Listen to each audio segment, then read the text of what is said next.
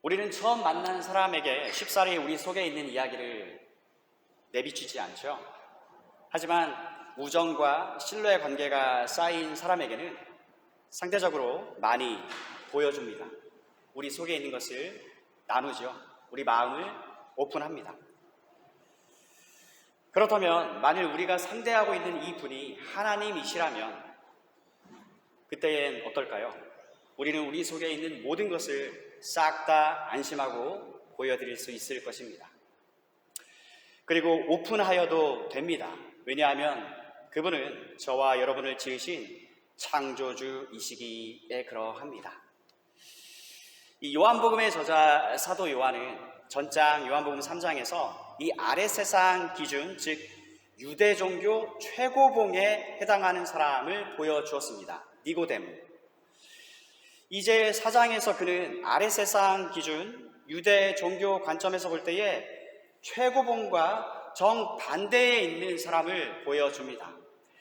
앞장에서 니고데모는 누구나 아는 저명한 사람입니다. 그럴싸한 퀄리피케이션을 갖춘 사람인데 반해 오늘 본문에 등장하는 이 여인은 이름조차 알 수 없는 사람입니다. 그저 한 사마리아 여인입니다. 여러분, 소위 하나님 섬기는 일에 으뜸이고 정통이라는 커다란 자부심을 가진 사람들, 유대인들, 특히 유대 종교 지도자들이 볼 때에 사마리아 사람들은요, 부족해도 너무 부족합니다. 모자라도 한참 모자란 사람들입니다. 하나님 나라에 들어가기에 말입니다. 오늘 본문이 말해주듯이 유대인들은 사마리아 사람들과 상종을 하지 않았습니다. 그리고 이 말을 바꿔 말하면요, 사마리아 사람이 사용한 그릇을 유대인들은 절대로 사용하지 않습니다. 왜 그런가요? 거룩한 것이 속된 것을 닿으면 속되어진다라고 굳건하게 유대인들은 믿고 있었습니다. Defiled by association. 이들이 식사 전에 손 씻는 문제에 집착을 보인 것도 바로 이 맥락에서입니다. 정결의식, 두 글자로 결례. 이미 이 점을 사도 요한은 요한복음 2장에서 보여주었지요. 결례에 사용되는 물 항아리 6동이가 부각되었던 것입니다. 그러나 사람의 겉은 씻을 수 있어도 속은 씻지 못합니다. 사람을 정작 더럽히는 마음에서 나오는 온갖 죄와 각종 사악한 생각들은 전혀 씻지 못하는 유대 종교의 무능력을 보여주었습니다. 사랑하는 여러분, 사람이 하나님의 생명을 얻으려면요, 위에 계시는 하나님께로 가야 하는데 이 아래 세상에서는 도무지 하나님이 계신 위에 갈 수가 없습니다. 그래서 하나님의 생명, 같은 말로 구원, 영생을 위해서는요, 위의 하늘에서 아래 세상 땅으로 하나님이 와주셔야만 합니다.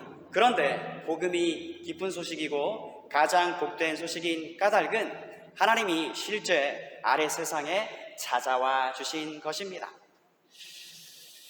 여러분, 진리가 무엇입니까? 그것은요, 하나님이 그의 아들을 세상에 보내주셨다입니다. God sent His Son. 그리고 이것은 엄청난 파장 효과를 일으킵니다. 사도 요한은 하나님의 생명, 이 영생을 얻기에 가장 적합하다고 여겨지는 아래 세상의 최고봉, 즉 유대 종교 대표하고 대변하는 한 스승인 니고데모를 등장시켜서 우리로 하여금 확인시켜 주신 사실 한 가지, 그것은요, 그에게도 하나님의 생명이 없다입니다. 그도 밤에 속한 사람이었습니다. 온 세상의 빛이신 예수 그리스도, 우리 주님이 하신 말에 의해서 우리는 이 점을 확인케 되는데요, 주님은 그에게 말씀하셨습니다. 니고데모, 당신은 유대인을 대표하는 진리교사 스승이요, 헌데 이런 기본적인 영적 진리를 어찌 그리 하나 모른단 말이요. 니고데모, 당신은 반드시 거듭나야만 한다.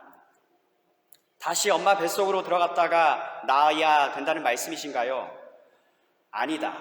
육은 육을 낳는다. 성령은 영을 낳는다. 다시요. 육은 육을 낳습니다. 성령은 영을 낳습니다. 내가 거듭나야 한다는 것은 바로 이 뜻, 성령으로 태어나야 한다. 위로부터 나야 한다. 위의 하늘, 하나님께 속하게 되는 이것이 방법이다. 어찌하여 너희 유대인들, 종교 지도자들이 하나님이 보내주신 인자를 믿지 않으냐? 나는 내 스스로 온 것이 아니라 하늘에 계신 내 아버지께서 친히 나를 보내주셔서 왔다. 내가 지금 여기에 있다. 이렇듯 아랫 세상을 대표하는 가히 최고봉격에 해당하는 인물이라 할 수 있는 니고데모조차 영적 진리에 관한 문외한이었습니다. 그래서 그는 아직 밤에 속한 사람이란 말씀을 드리는 것입니다. 밤이 아니라 빛에 속해야 합니다. 빛 가운데로 나아오셔야 합니다. 그리고 진리는 이것, 빛이신 주님이 친히 여기와 있다입니다.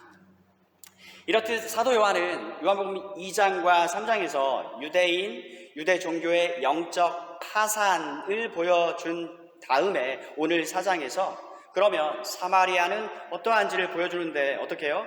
한 무명의 사마리아 여인을 통해서요. 그러나 주님의 진단 결과는 역시 또 같습니다. 영적 생명 없음입니다. 하지만 여러분, 여전히 희망적인 메시지이고요. 이 니고데모 이야기, 그리고 무명의 한 사마리아 여인 이야기가 말입니다. 해피 엔딩이에요. 그 까닭은 영적 생명을 주실 분이 지금 여기 그들 앞에 와 계시기 때문입니다. 자, 그래서 오늘 이 아침에 이름 모를 한 여인을 통해서 그녀의 영적 상태를 진단하시는 주님, 그리고 우리의 영적 상태 또한 함께 점검받는 시간 되기를 소원합니다. 유대 종교, 즉 아랫 세상 기준에 의해서가 아니라 위의 하늘, 하나님이 보시는 기준과 관점에 의해서 말이지요. 우리는 지난 텀에 창세기를 함께 보았습니다. 아브라함의 명을 받아서요, 아들 이삭의 아내감을 찾아 길을 나서는 종의 이야기가 창세기 24장에 기록되어 있는데요, 우리가 이것을 다루지는 않았습니다. 거기에 실린 구절을 읽어드립니다. 창세기 24장 11절 말씀이에요. 종은 성 밖의 우물가에서 낙타들을 쉬게 했습니다. 그때는 여자들이 물을 기르러 나오는 저녁 무렵이었습니다. 저녁 무렵 여자들이 물을 기르러 나옵니다. 13절, 저는 지금 우물가에 서 있고 성의 여자들은 물을 기르러 나오고 있습니다. 그러니까 하루 일과를 다 보고요, 신선한 저녁 즈음에 옹기종기 모여서 일종의 사회적인 교류의 장소와 때로 기능하였을 것입니다. 대화가 서로 오가는 시간이었기에 말이지요. 하지만 이 때를 이용하지 않고 한낮에 물을 길러오는 여인이 한 명 있습니다. 본문 6절에 그때가 대략 정오쯤이었습니다. 예수님이 오랜 여행으로 피곤하여서 잠시 우물가에 쉬고 계실 때에 홀로 이리로 물을 기르러 오는 것이었습니다. 이 여인에게는 어떤 사연이 있었던 것일까요? 이렇게 한 것이요, 하루 이틀은 아니었을 것 같아 보입니다. 예수님이 안이 계셨다면 이날도 그녀는 혼자였을 것입니다. 여러분, 보통 낮 12시에 무엇을 하십니까? 이 시간에 그녀는 물을 길러오는 것이 그녀의 하루 일과 중 하나였던 것으로 보여집니다. 우리는 오늘 본문을요, 이 본문 속에서 예수님은 누구십니까? 그리고 그분이 하시는 일을 중심으로 살펴보려고 합니다. 먼저 10절이에요. 예수님은 하나님의 선물을 주시는 분, 하나님의 선물, 영생 또는 성령을 주시는 분이십니다. 이 14절 말씀에 내가 주는 물을 마시는 사람은 누가 되었건 간에 영원히 목마르지 않을 것이요 내가 주는 물은 그 사람 안에서 계속 솟아나 영원한 생명을 가져다주는 우물이 될 것이요. 예수님과 이 여인의 대화를 통해서 드러나는 것은요, 니고데모와 똑같이 이 여인 역시도 영적 어둠에 있는 점입니다. 3장에서 예수님은 성령으로 출생하는 것을 말씀하시는데 니고데모는 자연적 출생만으로 이해합니다.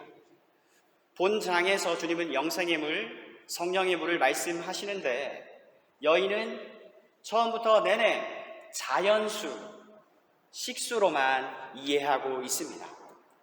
주님은 그녀의 영적인 갈증을 해소시켜줄 창조주의 회복하시는 능력의 역사를 일으키시는 분이십니다. 즉 구원과 영생을 성령 주시는 것을 말씀하고 계시는 것입니다. 그래서 첫째로 주님은 누구신가? 예수님은 하나님의 선물 곧 영생, 성령을 주시는 분이십니다.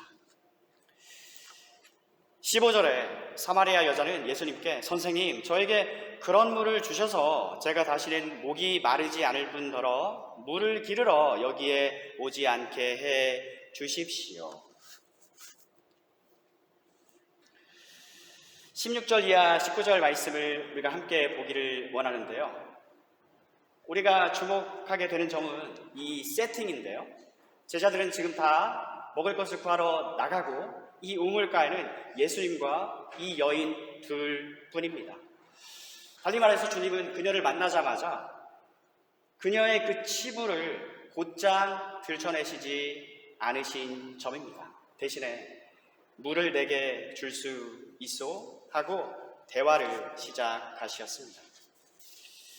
뭔 일이래? 웬 유대 남자가 뜬금없이 나에게 물을 달라고 하네. 말을 걸고 있네. 더욱이 리빙 워터, 생수 이야기를 하네. 물을 뜨려면 양동이가 필요하죠. 또 이 우물은 깊습니다. 밧줄도 필요한데 그런 건 손에 없는 채 자꾸 생수 이야기를 하네. 말하자면 더워 죽겠는데, 바빠 죽겠는데 참으로 귀찮고 성가신 일입니다. 그런데 주님은 서서히 자신이 누군가를 밝히 드러내 보여주셨습니다. 그녀에게 말이죠. 16절에서 그 여자에게 예수님 말씀하십니다. 가서 당신 남편을 불러 이리로 데려오시오. 저는 남편이 없습니다 라고 그 여자는 대답했습니다. 그러자 예수님께서 당신이 남편이 없다고 한 말은 맞는 말이요. 실제로 당신은 남편이 5명이나 있었고 지금 당신과 함께 사는 남자도 당신 남편이 아니요. 당신이 방금 전에 말한 것은 틀린 말이 아니었소 하고 말씀하셨습니다. 그리고 그 여자는 선생님, 제가 보기에 선생님께서는 예언자이십니다. 이 16절 이하 19절의 대화는요, 그녀를 깊숙이 찔렀습니다. 뜨끔했습니다. 아픕니다. 순식간 그녀의 치부가 확 드러났습니다. 제대로 한 방 맞은 느낌입니다. 그러나 여인은 애써 추스르고요, 그 방어 태세를 도로 갖추고 말하자면 가득 올리고 화제를 돌립니다. 그녀는 애써 종교적인 화두를 꺼내지만 여전히 드러나는 것은 무엇이에요? 그녀의 영적인 무지, 영적으로 어두움 가운데 있음입니다. 하나님께 나아감, 예배라는 아주 중요한 주제를 꺼내었습니다. 하지만 그녀는 타겟을 맞추지 못하고 있습니다.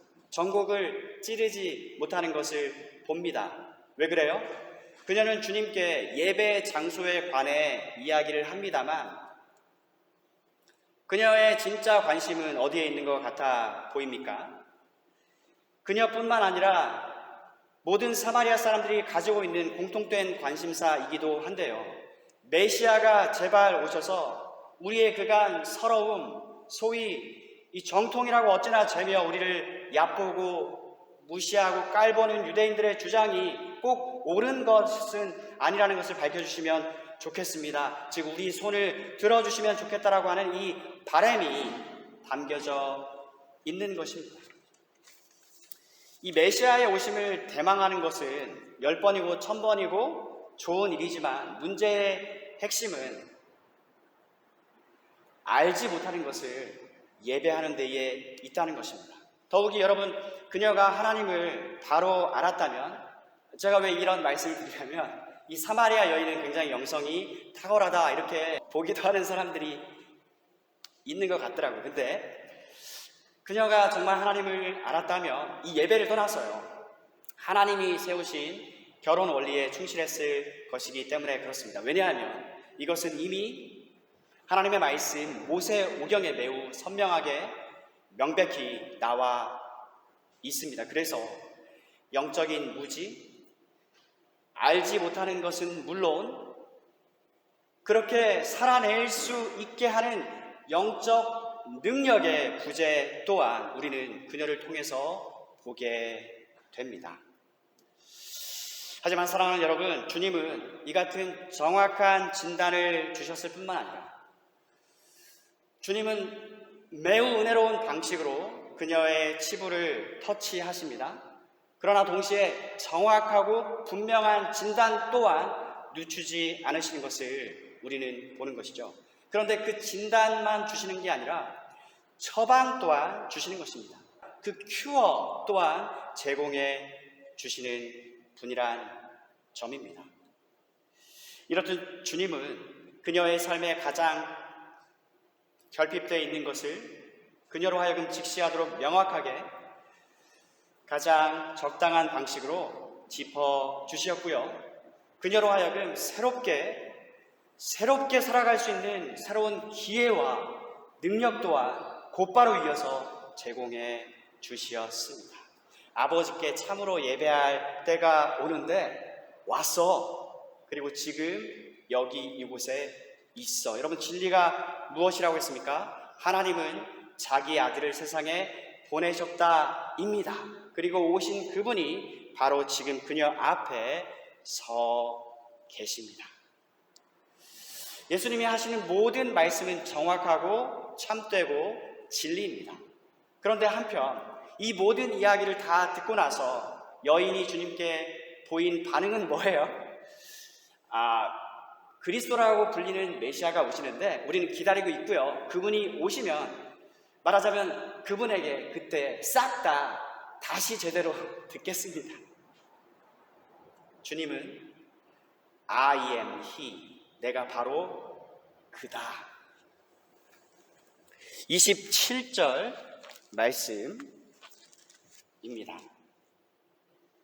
바로 그때 예수님의 제자들이 마을에서 돌아왔습니다.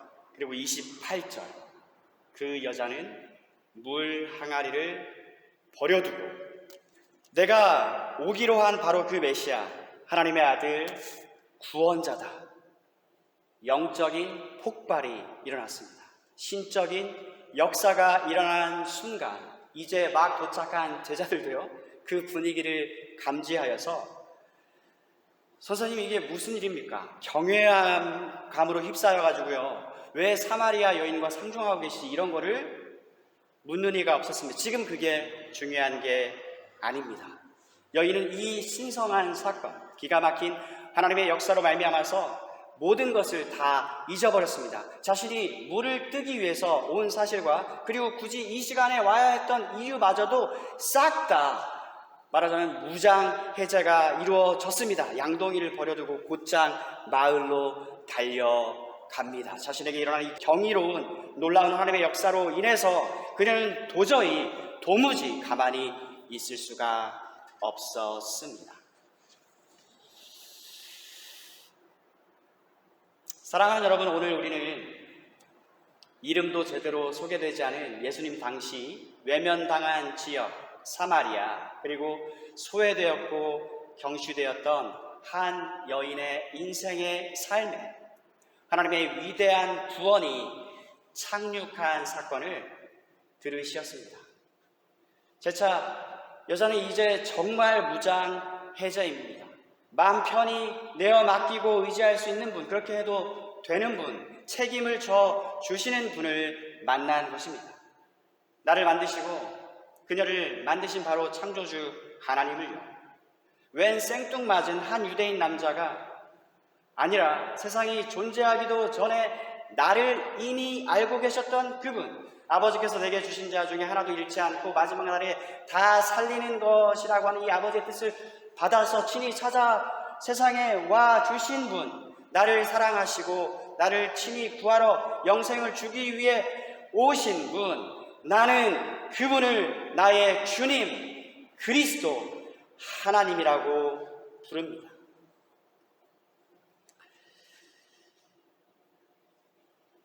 물을 찾아 구하던 한 여인, 그녀에게는 영적 허기가 있었던 것입니다.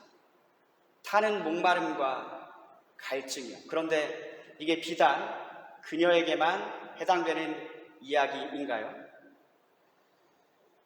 전장 유대종교 아랫세상 최고봉에 해당하는 니고데모에게도 여전히 필요한 영적인 필요였고요. 저와 여러분, 우리 모두에게도 필요한 것입니다. 하나님에 의해서 우리는 창조되었기에 하나님에 의해서 채움받지 않으면 결코 이 공간과 간격을 아무것도 누구도 메울 수가 없습니다. 그래서 이 어거스틴이라는 사람은 고백록에서 이런 고백을 하였습니다.